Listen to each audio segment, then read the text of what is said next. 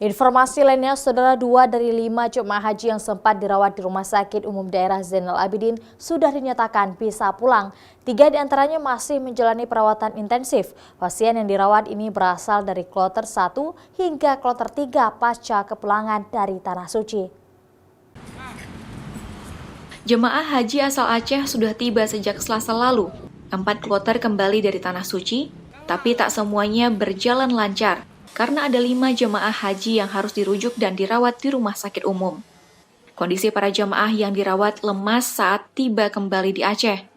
Maka tim kesehatan panitia pelaksana ibadah haji langsung melarikan jemaah ke rumah sakit umum daerah Zainal Abidin. Rata-rata pasien berusia 50 tahun ke atas dengan kondisi fisik yang lemah, dan ada yang dirawat karena penyakit bawaan seperti jantung, prostat, dan faktor kelelahan.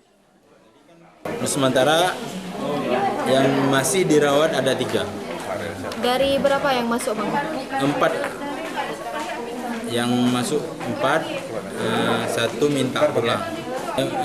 Yang untuk diagnosanya karena kelelahan, ada yang memang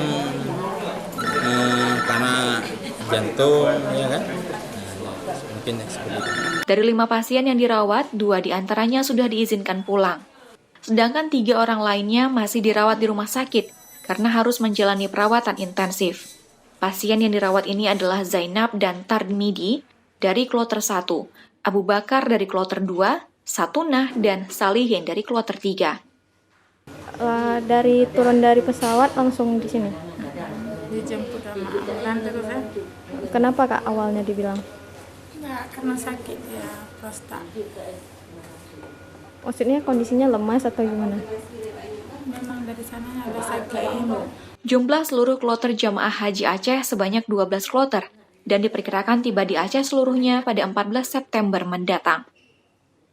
Nova Misdayanti, Kompas TV, Banda Aceh.